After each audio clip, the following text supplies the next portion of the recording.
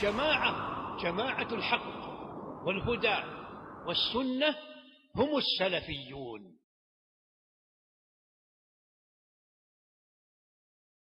السلام علیکم ورحمۃ اللہ وبرکاتہ. الحمد للہ رب العالمین والصلاة والسلام علی اشرف الانبیاء والمرسلین نبینا محمد وعلى آلہ وصحبہ اجمعین وعلى من تبعهم بإحسان الى یوم الدین. اما بعد. معزز اور محترم علماء کرام، حاضرین اجلاس، ہر طرح کی حمد و ثنا اللہ رب العزت کے لیے لائق و زیبا ہے، جس نے ہم سب کو اس کی عبادت کے لیے پیدا کیا. اسی کے لیے حمد و ثنا ہے دنیا میں، آخرت میں، ابتدا میں، انتہا میں. اس کے علاوہ کوئی معبود برحق نہیں. درود و سلام نازل و سارے انبیاء اور رسول پر، بالخصوص نبی اکرم جناب محمد الرسول اللہ صلی اللہ علیہ وسلم پر، جن کو اللہ رب العزت نے ہماری ہدایت کے لیے مبعوث فرمایا. فصلوات اللہ وسلامہ وبرکاتہ علیہ. حاضرین اجلاس، جیسا کہ آپ نے سنا، میرا جو موضوع ہے علم شرعی کی اہمیت اور اس کی ضرورت. اللہ رب العزت نے ہم سب کو عبادت کے لیے پیدا کیا. سورۃ الذاریات میں اللہ تعالیٰ نے فرمایا وما خلقت الجن والانس الا لیعبدون. ہم نے جنات اور انسان کو عبادت کے لیے پیدا کیا ہے. یہ عبادت کیا ہے؟ عبادت کسے کہتے ہیں؟ عبادت کی تفاصیل کیا ہے؟ یہی علم دین ہے، یہی علم شریعت ہے کہ اللہ تبارک و تعالیٰ تک پہنچنے کا جو راستہ ہے، اللہ تبارک و تعالیٰ کو خوش کرنے کا جو طریقہ ہے، اسی کو علم شرعی کہا جاتا ہے. وہ راستہ جو ہمیں اللہ تبارک و تعالیٰ کی رضامندی تک پہنچا سکتا ہے. اس علم کی کیا اہمیت ہے، اس علم کی کیا ضرورت ہے؟ دنیا میں علوم دو طرح کے ہیں. ایک علوم وہ جو دنیاوی علوم ہیں، اور ایک وہ علم جو شرعی علم ہے، دینی علم ہے. دنیاوی علوم وہ دنیا کی حد تک نفع بخش ہوتے ہیں، اور عام طور پر وہ علوم انسانوں کو راحت پہنچانے کے لیے ہوتے ہیں. انسان کی زندگی اچھے ڈھنگ سے گزر سکے، اسے راحتیں فراہم ہو سکیں، دنیاوی اسباب کے تحت وہ علوم ہوتے ہیں. اور یہ جو اخروی علم ہے، شرعی جو علم ہے، وہ انسان کی زندگی کا جو مقصد ہے، اس مقصد سے جوڑنے والا علم ہوتا ہے، اللہ تبارک و تعالیٰ کے قریب کرنے والا علم ہوتا ہے. اس علم کی کیا اہمیت ہے؟ اس علم کی اہمیت پتہ چلتی ہے کہ اللہ کے نبی صلی اللہ علیہ وسلم پر قرآن مجید کی سب سے پہلی وحی جو نازل ہوئی، اللہ کے نبی صلی اللہ علیہ وسلم غار حراء میں عبادت کیا کرتے تھے. آپ کے پاس حضرت جبریل علیہ السلام آئے. قرآن مجید کی پہلی جو آیت سورۃ العلق کی آپ پر اتاری گئی، ابتدائی 5 آیتیں، ان آیتوں میں اللہ تبارک و تعالیٰ نے شروعات کی اقرا سے. اقرا بسم ربک الذی خلق. اے اللہ کے نبی پڑھیے اس رب کے نام سے جس نے پیدا کیا ہے. الذی خلق الانسان من علق. انسان کو اس نے پیدا کیا جمے ہوئے خون سے، لوتھڑے سے. علم الانسان ما لم يعلم. انسان کو علم عطا کیا اور اس چیز کا علم عطا کیا جو وہ نہیں جانتا تھا. الذی علم بالقلم. قلم کے ذریعے سے اسے علم عطا کیا. سب سے پہلی جو آیت ہے اس میں پڑھنے کے لیے کہا گیا. پھر اس کے بعد اللہ تعالیٰ نے اپنی تخلیق کا ذکر کیا کہ اللہ تبارک و تعالیٰ ہی ہے جس نے انسانوں کو پیدا کیا ہے. پھر اس کے بعد دوسری جو چیز اس نے ذکر کی، الذی علم بالقلم، جس نے قلم کے ذریعے سے انسانوں کو علم دیا.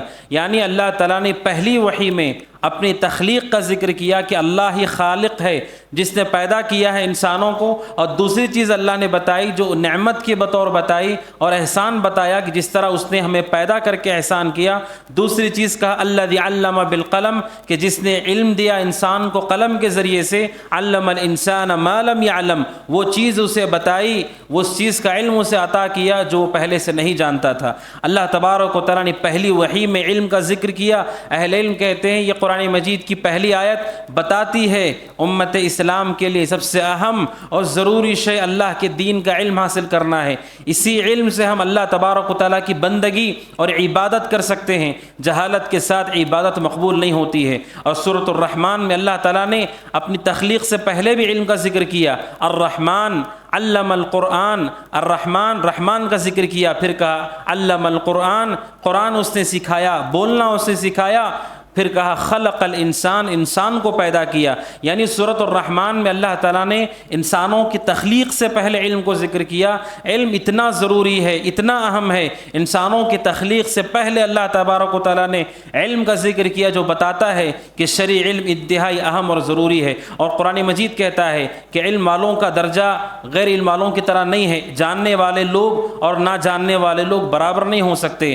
قل هل يستوي الذين يعلمون والذين لا يعلمون، اے اللہ کے نبی آپ کہیے کیا وہ لوگ جو جانتے ہیں دین کو، وہ لوگ جو جانتے ہیں علم کو، وہ لوگ اور وہ لوگ جن کے پاس علم نہیں، وہ برابر نہیں ہو سکتے، نہ اجر و ثواب کے اعتبار سے برابر ہو سکتے ہیں، نہ درجے کے اعتبار سے برابر ہو سکتے ہیں۔ یہ شریعت کی علم کی اہمیت ہے۔ اور ساتھ ہی ساتھ شریعت میں علم کی کیا اہمیت ہے، اس بات سے اندازہ ہوتا ہے، آپ سب جانتے ہیں کہ شریعت میں تعلیم ہے کتے کے حوالے سے۔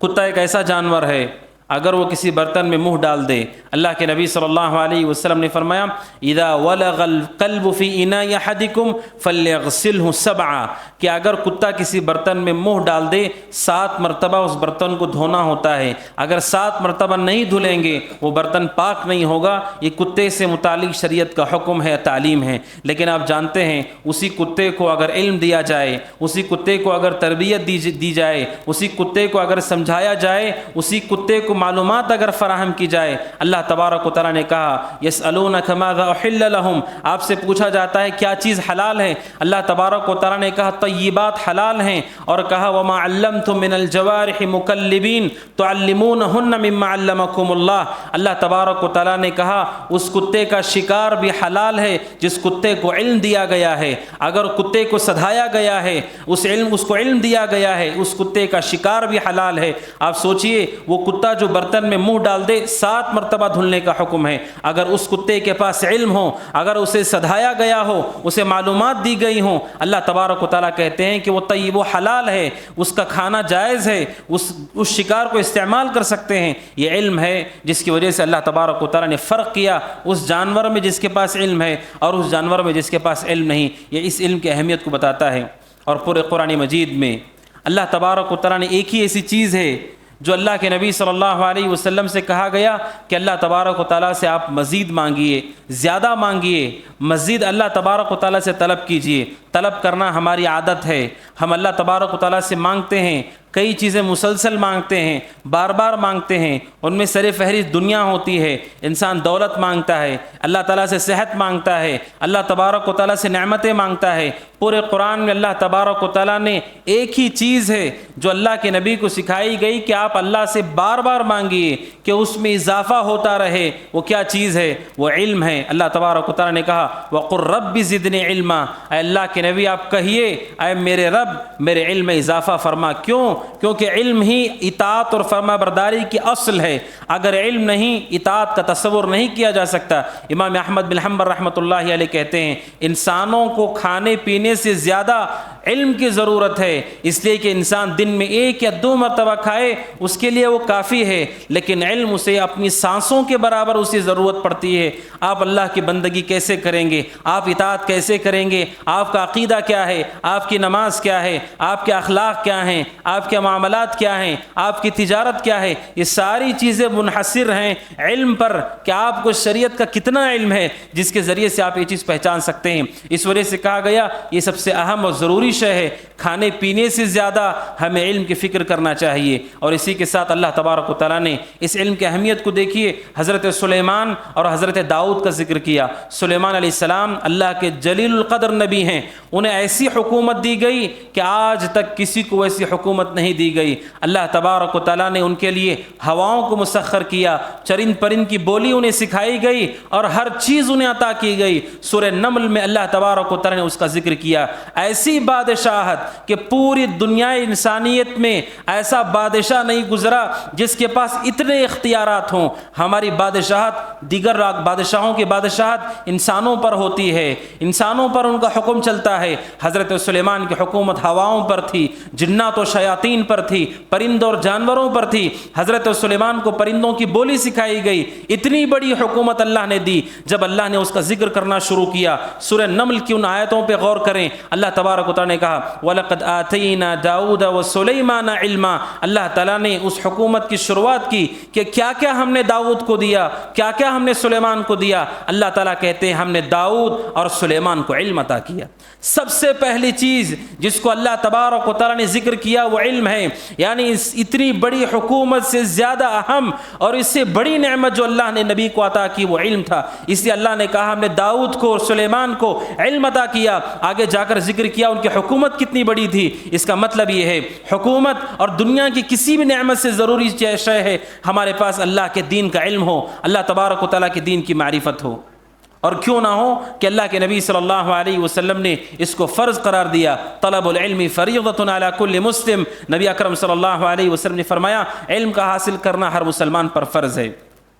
ہمارا عقیدہ، ہمارا عمل، ہمارے اخلاق، ہمارے معاملات، یہ ساری کی ساری چیزیں علم پر منحصر ہیں۔ ہمیں اللہ کے دین کا علم ہونا چاہیے۔ اگر ہمارے پاس علم نہیں تو ہمارے معاملات بکھرے ہوئے ہوں گے، ان میں خلل ہوگا، خرابی ہوگی، انتشار ہوگا۔ اس وجہ سے علماء کہتے ہیں یہ علم اتنی بڑی عبادت ہے کہ نفلی عبادتوں میں سب سے بڑا درجہ علم کا ہے، سب سے بڑا درجہ علم کا ہے۔ نفلی عبادتوں میں، نفلی صیام اور قیام میں سب سے افضل شے ہے آپ اللہ کے دین کو سیکھیے، آپ اللہ کے دین کو سمجھیے، علماء سے جڑیے، کتابوں کا مطالعہ کیجیے، علماء کے دروس کو سنیے۔ یہ نفل چیزوں میں سب سے بڑی چیز ہے۔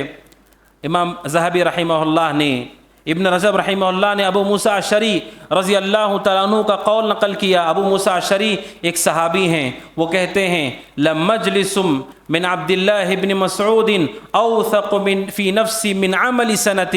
ابو موسیٰ اشعری کہتے ہیں، صحابی رسول کہتے ہیں عبداللہ بن مسعود کے درس میں بیٹھنا، عبداللہ بن مسعود کے درس میں بیٹھ کر ان سے علم حاصل کرنا میرے نزدیک 1 سال کی عبادت سے زیادہ بہتر ہے۔ 1 سال کی عبادت سے زیادہ بہتر عبداللہ بن مسعود کے درس میں بیٹھ کر علم حاصل کرنا ہے۔ یہ صحابی رسول کہہ رہے ہیں۔ اور بعض صحابہ سے ابو ذر غفاری اور حضرت ابو ہریرہ کہتے ہیں باب یتعلمہ الرجل، باب یتعلمہ الرجل من العلم، کہتے ہیں کہ باب، علم کا ایک باب آپ اگر حاصل کرتے ہیں، علم کا ایک حصہ آپ حاصل کرتے ہیں، کہتے ہیں حضرت ابو ہریرہ ابو ذر غفاری رضی اللہ عنہ 1000 رکعات سے بہتر ہے۔ یہ 1000 نفلی رکعتوں سے بہتر ہے کہ آپ دین کی کوئی اہم اور اچھی معلومات حاصل کر لیں۔ کیوں؟ کیونکہ اس سے آپ کا عمل درست ہوگا، اس سے آپ کا عمل درست ہوگا، آپ کے عقیدہ درست ہوگا، آپ کے معاملات درست ہوں گے اور آپ کے ذریعے سے دوسروں کو بھی فائدہ ہوگا۔ لہٰذا اس علم کی اہمیت کو سمجھنے کی ضرورت ہے۔ اور یہ جو شرعی علم ہے، اللہ تبارک و تعالیٰ کے دین کا علم ہے، یہ اتنا ضروری اور اہم ہے کہ اللہ کے نبی صلی اللہ علیہ وسلم نے صاف الفاظ میں اس دین کی تکمیل کا اعلان کیا کہ یہ دین مکمل ہو چکا ہے، اب دین میں حذف و اضافے کی کوئی گنجائش نہیں، اللہ تبارک و تعالیٰ کے تقرب کا کوئی طریقہ نہیں سوائے یہ کہ اللہ کے نبی صلی اللہ علیہ وسلم کے اس دین کو اختیار کیا جائے۔ اور آپ جانتے ہیں دنیا میں جو کچھ شرک ہوتا ہے، جو کچھ بدعات ہوتی ہیں، جو کچھ خرافات ہوتی ہیں، اس کی اصل بنیاد کیا ہے؟ کہاں سے یہ چیز شروع ہوئی؟ کہاں سے یہ چیز امت میں داخل ہوئی؟ قرآن مجید کہتا ہے حضرت نوح علیہ السلام نے، جو اس زمین کے سب سے پہلے رسول ہیں، سب سے پہلے نبی تو آدم ہیں، رسول حضرت آدم علیہ السلام ہیں، سب سے پہلے رسول جن کی قوم میں شرک کی شروعات ہوئی، اپنی قوم سے وہ کہتے ہیں انی اراکم قوما تجہلون، کہتے ہیں میں تمہیں جاہل لوگ سمجھتا ہوں، میں سمجھتا ہوں کہ تم جاہل قوم ہو۔ علماء کہتے ہیں کہ قوم نوح میں شرک کی شروعات ہوئی، وہ شروعات بھی جہالت کی وجہ سے ہوئی، لا علمی کی وجہ سے ہوئی۔ عبداللہ بن عباس رضی اللہ تعالیٰ عنہما نے اس کی صراحت کرتے ہوئے فرمایا، کہتے ہیں حضرت آدم علیہ السلام سے لے کر نوح علیہ السلام کے درمیان 10 صدیاں تھیں، 10 صدیوں میں کہیں کوئی شرک نہیں تھا۔ جب نوح علیہ السلام کا زمانہ آیا، ان کے زمانے میں 5 نیک لوگ تھے جن کا انتقال ہو گیا، جن کی وفات ہو گئی۔ ان کی وفات کے بعد شیطان قوم کے پاس آیا اور اس نے آ کر ان لوگوں سے کہا اپنے ان بزرگوں کو یاد کرو، انہیں یاد کرو گے تو تمہاری اطاعت میں، فرما برداری میں جذبہ پیدا ہوگا، تمہیں شوق ہوگا نیکی کا۔ لہٰذا انہیں یاد کرنے کا طریقہ شیطان نے بتایا کہ ان کے مجسمے بنائے جائیں، ان کے بت بنائے جائیں، ان بتوں کو رکھا جائے جنہیں دیکھ کر آپ اللہ کو یاد کر سکیں۔ چنانچہ شیطان کی پیروی کی گئی، بتوں کو بنایا گیا، ان 5 نیک لوگوں کے بتوں کو بنایا گیا جن کا ذکر سورہ نوح میں ہے، ان بتوں کے سامنے لوگ بیٹھ کر اللہ کو یاد کرتے، شروعات میں ان کی عبادت نہیں ہوئی، اللہ کو یاد کرتے۔ حضرت عبداللہ بن عباس کہتے ہیں وہ ہلاک اولئک، وہ ساری کی ساری نسل ہلاک ہو گئی، وہ سب فوت ہو گئے جب ان کا انتقال ہو گیا۔ وتنسخ العلم، اور علم کے نشانات مٹ گئے، علم ختم ہو گیا۔ عبدت، جب علم ختم ہو گیا، ان 5 لوگوں کے مجسمے جو اللہ کو یاد کرنے کے لیے لگائے گئے تھے، بعد میں آنے والوں کو لگا کہ انہی کو پکارنا چاہیے اللہ کے ساتھ، چنانچہ علم مٹنے کے بعد اللہ کے ساتھ شرک کیا گیا۔ آپ سوچئے کہ جہالت بنیاد شرک کے لیے، جہالت بنیاد بدعات کے لیے، لوگوں کی جہالت ہی نے آج امت کو اس ہلاکت میں ڈھکیلا۔ جو کچھ آپ شرک دیتے ہیں، جو کچھ آپ خرافات اور گمراہی دیکھتے ہیں، وہ اسی جہالت کا نتیجہ ہے۔ ضرورت ہے ہم اللہ کے دین کے علم کو حاصل کریں، علم کی طرف توجہ کریں، اور اس کی ایک اہم وجہ یہ بھی ہے اگر علم نہ ہو، صرف آدمی کے پاس عبادت ہو، بندگی ہو، اس کے بھٹکنے کے بہت سارے امکانات ہوتے ہیں، بہت سارے امکانات ہوتے ہیں۔ جو اپنی عبادت کو لازم پکڑتے ہیں وہ اپنے لیے بھی خطرہ ہیں، دوسروں کے لیے بھی خطرہ ہے۔ بعض سلف نے کہا، نیک لوگوں کے حوالے سے، ان لوگوں نے مسجدوں کو لازم پکڑا، مسلسل اللہ کی عبادتیں کرتے رہے، یہاں تک کہ سارے سماج میں مشہور ہو گیا کہ یہ ہماری قوم کا، بستی کا سب سے نیک آدمی ہے۔ چنانچہ بعد میں آنے والے لوگوں نے علماء سمجھ لیا، علم والا سمجھ لیا، جبکہ وہ صرف نمازیں پڑھنے والے، عبادت کرنے والے تھے، اور لوگ آ کر ان سے مسائل پوچھنے لگے، اور ان لوگوں نے نوجوانوں کو گمراہ کیا، خود بھی بھٹکے ہوئے تھے، دوسروں کو بھی گمراہ کر دیا۔ اہل علم کہتے ہیں عبادتوں پہ اکتفا کرنے والے اپنے لیے بھی خطرہ ہیں، دوسروں کے لیے بھی خطرہ ہیں۔ آپ کی نیکی اور بندگی کو دیکھ کر لوگ سمجھتے ہیں کہ آپ دیندار آدمی ہیں، آپ کے پاس دین کا علم بھی ہوگا، چنانچہ آپ سے دین پوچھا جاتا ہے اور آپ انہیں غلط رہنمائی کرتے ہیں۔ یہیں سے بدعات اور خرافات شروع ہوتی ہیں۔ کہتے ہیں امام مسلم رحمہ اللہ نے مقدمے میں ذکر کیا، سب سے زیادہ حدیثوں میں جھوٹ بولنے والے نیک لوگ ہیں، سب سے زیادہ حدیثوں میں انہی لوگوں نے جھوٹ بولا ہے۔ کیوں جھوٹ بولا ہے؟ جھوٹ بولنے کی وجہ، جب بعض لوگوں سے پوچھا گیا آپ نے رسول پہ اتنا بڑا جھوٹ کیوں بولا کہ رسول نے یہ کہا ہے، یہ کہا ہے، وہ کہتے ہیں ہم نے دیکھا کہ نوجوان مسجدوں کو نہیں آتے، نوجوان قرآن کی تلاوت نہیں کرتے، ہم نے سوچا ایسی فضیلت بیان کی جائے جو کسی حدیث میں نہ آئی ہو، اس فضیلت کو سننے کے لیے وہ لوگ مسجد میں آ جائیں۔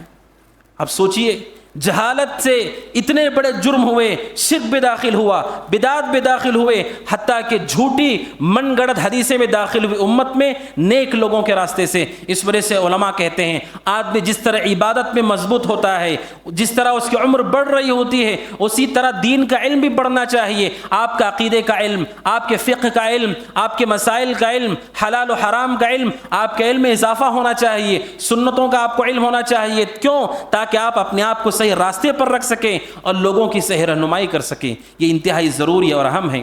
اور آپ جانتے ہیں اگر آدمی کے پاس علم نہ ہو، شیطان ایسے ایسے راستوں سے آتا ہے اور اسے بھٹکا دیتا ہے۔ علم فتنوں سے بچنے کے لیے بہت ضروری اور اہم شے ہے۔ تلبیس و ابلیس میں ابن جوزی رحمۃ اللہ علیہ نے ایک واقعہ نقل کیا ہے ایک نیک آدمی کے حوالے سے۔ نیک آدمی کے حوالے سے واقعہ یہ ہے، ایک نیک اور زاہد آدمی کو پیسے کی بڑی ضرورت تھی، پیسے کی بڑی تنگی تھی۔ اس تنگی اور ضرورت کی وجہ سے وہ اللہ تعالیٰ سے مسلسل دعا کرتے تھے، اے اللہ میرے اس مسئلے کو حل فرما، مسلسل اللہ سے دعا کرتے تھے۔ ایک مرتبہ ایسا ہوا، کسی راستے سے وہ گزر رہے تھے، راستے کے کنارے انہیں پیسوں سے بھری ہوئی، دنانیر سے بھری ہوئی ایک تھیلی ملی، درہم سے بھری ہوئی ایک تھیلی ملی۔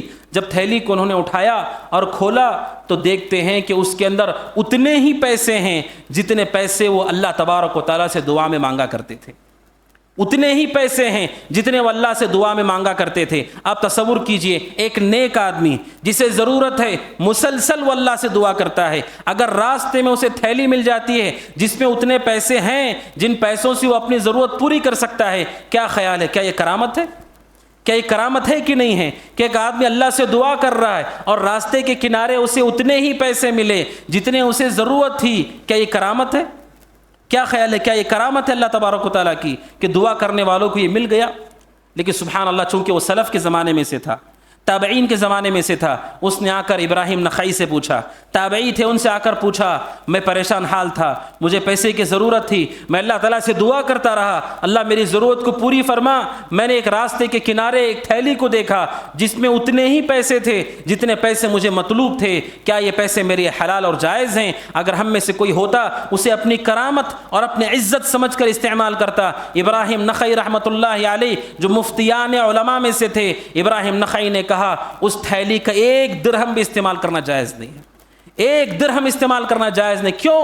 کیونکہ راستے میں جو چیز ملتی ہے اسے لقطہ کہا جاتا ہے. لقطہ کا مطلب وہ چیزیں جو راستے میں انسان کو ملتی ہیں. نبی صلی اللہ علیہ وسلم نے فرمایا راستے میں ملنے والی چیز آپ کی نہیں ہے. عرفھا سنتن, جس آدمی کو راستے میں کوئی چیز مل جاتی ہے 1 سال تک اس کا اعلان کرنا پڑتا ہے. اس لیے راستے میں کوئی چیز مل جانا کوئی نعمت نہیں ہے, ایک عجیب پریشانی کی بات ہے. مومن کے لیے پریشانی کی بات ہے کہ راستے میں کوئی چیز مل جائے تو اسے 1 سال تک اعلان کرنا پڑتا ہے. ابراہیم نخعی نے کہا وہ جو تھیلی تمہیں ملی ہے وہ تمہاری اپنی ذاتی نہیں ہے, وہ کسی اور مسلمان کا مال ہے. 1 سال تک اس کا اعلان ہونا یہ شرعی طریقہ ہے. ابراہیم نخعی نے اس سے کہا, اس آدمی کو سمجھ میں آیا یہ اللہ کی کرامت نہیں, یہ شیطان کی طرف سے تلبیس تھی تاکہ اس کے ذریعے سے مجھے حرام کھلا سکے. آپ سوچئے ایک نیک آدمی, زاہد آدمی, اگر وہ علماء سے کٹا ہوا ہو, علم سے کٹا ہوا ہو, اگر وہ ان دینار کو ان درہم کو استعمال کرتا تو اس نے حرام مال کھایا, اس نے حرام مال کھایا. اس لیے کہ راستے میں ملنے والی چیز آپ کی نہیں ہے, جس کی وہ چیز ہے 1 سال تک اعلان کر کے اسے پہنچانا پڑتا ہے. یہ ذمہ داری ہوتی ہے مومن کی. جن لوگوں کے پاس علم نہ ہو, زاہد و عابد ہیں, ان لوگوں کے لیے خطرہ باقی رہتا ہے کہ شیطان اس راستے سے آتا ہے اور گمراہی میں داخل کرتا ہے. اسی لیے ضرورت ہے میرے بھائیوں اللہ تبارک و تعالیٰ کے دین کے علم کو سیکھا جائے. دین علم کو سیکھنے کا کیا طریقہ ہے؟ ہمارے یہاں عجیب و غریب طریقہ ہے. عجیب و غریب طریقہ یہ ہے سوشل میڈیا کے ذریعے سے, یہاں سے کوئی کلپ, یہاں سے کوئی ویڈیو, یہاں سے کوئی میسج, ان چیزوں کو جمع کر کے سنتے ہیں. کوئی ایک عقیدے کا, کوئی ایک فقہ کا, کوئی عام اخبارات ہوتے ہیں. یہ طریقہ علم حاصل کرنے کا طریقہ نہیں ہے. یہ طریقہ سلف صالحین کا طریقہ نہیں ہے. علم حاصل کرنے کا طریقہ یہ ہے ہم میں سے ہر شخص کے علماء سے اچھے تعلقات ہونا چاہیے, ہم میں سے ہر شخص کے علماء سے اچھے مراسم ہونا چاہیے. اپنی سورہ فاتحہ کو صحیح کیجیے. کتنے ایسے لوگ ہیں آج بھی سورۃ الفاتحہ پڑھتے ہیں, ان میں خطا پائی جاتی ہے, ہو سکتا ہے لحن جلی ہو جس پر آدمی کی پکڑ ہو سکتی ہے. آپ سورہ فاتحہ صحیح کیجیے. چھوٹی عقیدے کی کوئی کتاب, کوئی رسالہ کسی شیخ کے پاس جا کر پڑھیے, ان سے علم حاصل کیجیے. نماز کے ارکان, شرائط اور ضوابط سیکھیے. زکوٰۃ دینے کا طریقہ سیکھیے. جو آپ تجارت کرتے ہیں, تجارت حلال ہے یا حرام ہے, اس کی تفصیل حاصل کیجیے. یہ صحیح طریقہ ہے علم حاصل کرنے کا. یہاں وہاں سے معلومات جمع کرنا یہ کافی نہیں ہے, اور اس پر اکتفا کر کے خاموش رہ جانا یہ صحیح طریقہ نہیں ہو سکتا ہے. صحیح طریقے سے علم حاصل کیجیے. افسوس کی بات یہ ہے آج ہمارے علماء اور عوام کے درمیان ایک خلا ہے, ایک کھائی ہے, دونوں کے درمیان ایک خلا ہے. ضرورت ہے کہ اس خلا کو پر کیا جائے, ان تعلقات کو مضبوط کیا جائے, استوار کیا جائے. علماء کی ذمہ داری دین پہنچانا ہے, لوگوں تک دین واضح کرنا ہے, اللہ کے پیغام کو پہنچانا ہے. لوگوں کی ذمہ داری ہے کہ وہ ان سے استفادہ کریں, اپنے عقائد اور اپنے اعمال کی اصلاح کریں. یہ عوام کی ذمہ داری ہے. اس ذمہ داری کے حوالے سے غور کرنے کی ضرورت ہے. آج آپ دیکھ رہے ہیں سماج میں کیا حال ہے, گمراہی کتنے راستوں سے آ رہی ہے. روزانہ کوئی نہ کوئی آدمی دین کے حوالے سے بولتا ہے, اور بولنے والا اتنی بڑی بڑی غلطیاں کرتا ہے. بعض غلطیاں کفر کے درجے کی ہیں, بعض غلطیاں بدعات کے درجے کی ہیں, بعض غلطیاں گناہ ہیں. ایسا بولنے والے لوگ موجود ہیں, لیکن افسوس کی بات یہ ہے ہمارے پاس علم نہیں جس سے ہم پہچان سکیں صحیح کیا ہے غلط کیا ہے. سب سے بنیادی بات جانتے ہیں شریعت کا جو علم ہے, یہ جو علم ہے یہ دین ہے. آپ کس سے اپنا علم لیتے ہیں آپ کو دیکھ لینا چاہیے. آپ کس کو سنتے ہیں, آپ یوٹیوب پر کس کے بیانات سنتے ہیں, آپ فیس بک پر کس کے بیانات سنتے ہیں. یاد رکھیے سفیان ثوری رحمۃ اللہ علیہ کہتے ہیں من اصغى الى صاحب بدعہ وهو يعلم فقد خرج من عصمت اللہ ووکل الى نفسه. سفیان ثوری کہتے ہیں جو جان بوجھ کر کسی بدعتی کا بیان سنتا ہے, جان بوجھ کر گمراہ اور بھٹکے ہوئے آدمی کا بیان سنتا ہے, اس کے درس کو سنتا ہے جبکہ اسے علم ہے کہ گمراہ ہو چکا ہے, صحیح راستے پر قائم نہیں, اگر جان بوجھ کر سنتا ہے, سفیان ثوری کہتے رحمۃ اللہ علیہ, وہ اللہ کی پناہ سے نکل جاتا ہے, وہ اللہ کی پناہ سے نکل جاتا ہے، نہ جانے کب گمراہ ہوگا۔ کتنے اہل الحدیث ایسے ہیں جو اہل الحدیث تھے، آج رافضیت کے داعی بن کر گھوم رہے ہیں۔ کتنے ایسے اہل الحدیث تھے جو اہل الحدیث ہیں لیکن آج وہ اخوانیت کو ذہن میں لے کر گھوم رہے ہیں۔ کتنے ایسے اہل الحدیث تھے جو اہل حدیث تھے، آج صوفیت کو اپنے دل میں لیے بیٹھے ہیں۔ یہ کیا بات ہے، کیا وجہ ہے؟ ایک سلفی اہل الحدیث بدعتیوں کی تعریف کر رہا ہے، ایک سلفی اہل الحدیث کسی بدعتی کے بیانات کو سن رہا ہے، ایک سلفی اہل الحدیث بدعتیوں کے ساتھ اس کے مراسم ہیں اس معنی میں کہ وہ اپنا شیخ انہیں تسلیم کرتا ہے۔ میرے بھائیوں، یہ خلل اور یہ خلا کہاں سے آئی؟ وَقُلْ جَاءَ الْحَقُّ وَزَهَقَ الْبَاطِلُ إِنَّ الْبَاطِلَ كَانَ زَهُوقًا۔